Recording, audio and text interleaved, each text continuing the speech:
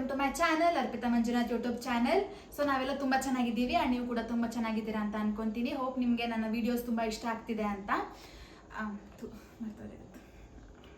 ಮೊದಲು ಸರಿಯಾಗಿ ಮಾತಾಡೋದು ಕಲಿ.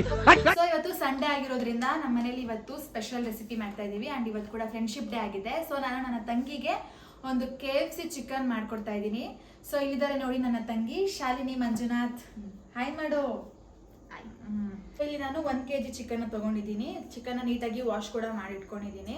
ಚಿಕನ್ನ ವಾಶ್ ಮಾಡೋದಕ್ಕೆ ಇದಕ್ಕೆ ಸ್ವಲ್ಪ 1 ಟೇಬಲ್ ಸ್ಪೂನ್ ಉಪ್ಪು ಹಾಗೆ ಬೇಕಿಂಗ್ ಸೋಡಾನ ಹಾಕೊಂಡು ಒಂದು 15 ಮಿನಿಟ್ಸ್ ಇದನ್ನ ಅದರೊಳಗಡೆ ನೆನೆಸಿಡಿ. ಅದಾದ್ಮೇಲೆ ಇದನ್ನ ನೀರೆಲ್ಲ ಸೋಸ್ಕೊಂಡೆ ತುಂಬ ಫ್ರೆಶ್ ಆಗಿ ಚಿಕನ್ ಕ್ಲೀನ್ ಆಗುತ್ತೆ. ನಾನು ಇದನ್ನೆಲ್ಲ ಕ್ಲೀನ್ ಮಾಡಿ ಇಟ್ಕೊಂಡಿದ್ದೀನಿ ಇಲ್ಲಿ. ಸೊ ಈಗ ಚಿಕನ್ ರೆಡಿ ಇದೆ. ಇದಕ್ಕೆ 1 ಟೇಬಲ್ ಸ್ಪೂನ್ ಸಾಲ್ಟ್ ಹಾಕೊಳ್ಳೋಣ. ಎಡಿಟ್ ಮಾಡೋದು ನಾನು. ಒಂದು ಸ್ವಲ್ಪ ಸಾಲ್ಟ್, ಚಿಲ್ಲಿ ಪೌಡರ್ ನಿಮಗೆ ಎಷ್ಟು ಬೇಕೋ ಅಷ್ಟು ಖಾರ ತಕ್ಕಂತೆ ನೀವು ಯೂಸ್ ಮಾಡ್ಕೋಬಹುದು. ಆ್ಯಂಡ್ ಇದಕ್ಕೆ ಸ್ವಲ್ಪ ಇನ್ನು ಚಿಲ್ಲಿ ಪೌಡರ್ ಇನ್ನು ಮೈದಾಗೂ ಕೋಟಿಂಗಿಗೂ ಆ್ಯಡ್ ಆಗುತ್ತೆ. ಸೊ ನೋಡ್ಕೊಂಡು ಹಾಕೊಳ್ಳಿ. ಚಿಲ್ಲಿ ಹಾಕಿದ್ರೆ ಚಿಕನ್ ಹಾಗೆ ಇದಕ್ಕೆ ಶುಂಠಿ ಬೆಳ್ಳುಳ್ಳಿ ಪೇಸ್ಟ್,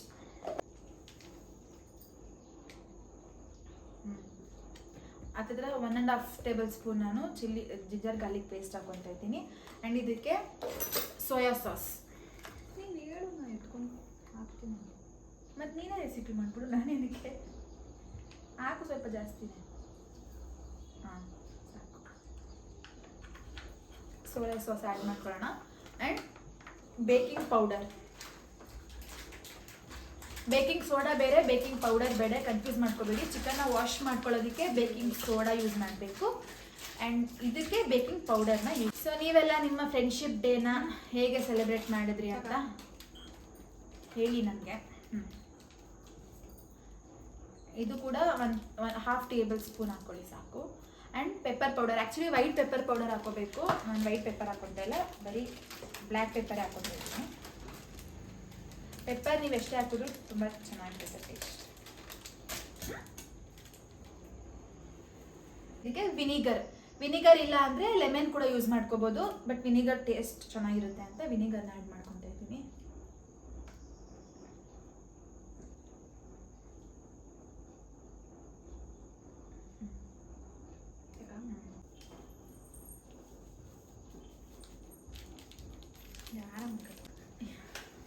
ಇದು ಚೆನ್ನಾಗಿ ಮಿಕ್ಸ್ ಮಾಡ್ಕೊಳ್ಳೋಣ.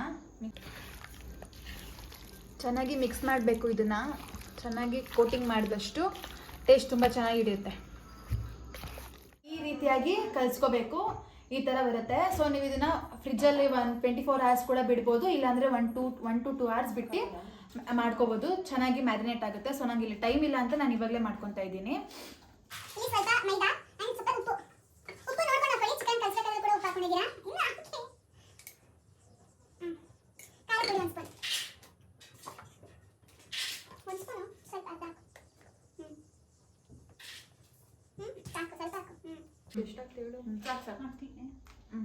ಯೂಸ್ ಮಾಡ್ತಾ ಇರೋದು gold winner refined sunflower oil.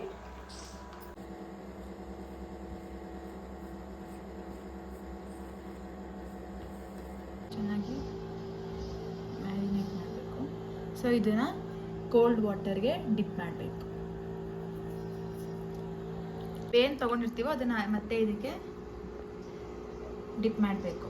2 ಸಲ ಪ್ರೊಸೆಸಿಂಗ್ ಇದು.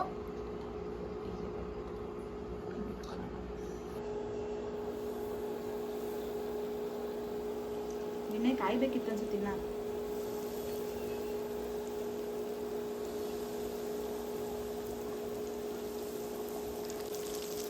ಹಾಂ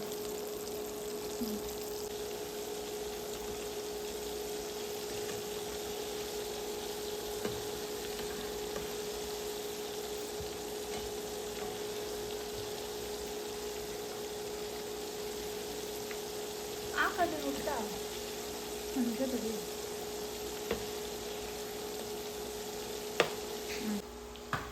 3 minutes ಈ ಥರ ಇದರಲ್ಲೇ ಬೇಯಿಸಬೇಕು. 3 minutes ಉಲ್ಟಾ ಮಾಡಿ ಬೇಯಿಸಬೇಕು. ಅದು ಕ್ರಿಸ್ಪಿ ಥರ ಸೌಂಡ್ ಬರಬೇಕು ನಿಮಗೆ. ಅಲ್ಲಿ ತನಕ ಚೆನ್ನಾಗಿ ಸೌಂಡ್ ಹೆಂಗೆ ಬರುತ್ತೆ ಹಿಂಗಂದರೆ ಕ್ರಿಸ್ಪಿಯಾಗಿ ಥರ ಬರುತ್ತೆ. ಸೊ ಆ ಥರ ಬೇಯಿಸ್ಕೊಳ್ಳಿ. ಹೋಪ್ ಚೆನ್ನಾಗಿ ಬರುತ್ತೆ ವಿಡಿಯೋ ಅಂತ. ಬಿಕಾಸ್ ನಾನು ಫಸ್ಟ್ ಟೈಮ್ ಟ್ರೈ ಮಾಡ್ತಾ ಇರೋದು ವಿಡಿಯೋ ಅಲ್ಲ, ಚಿಕನ್ ಹಾಂ, ಈ ಥರ ಚಿಕನ್ ಆಗಿರಬೇಕು. ಸೊ ಇದನ್ನೆಲ್ಲ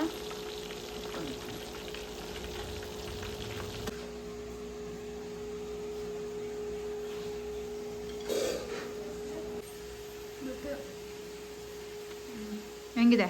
ಚೆನ್ನಾಗಿದೆಯಾ? ಏನಾದರೂ ಚೇಂಜಸ್ ಇರಬೇಕಿತ್ತಾ?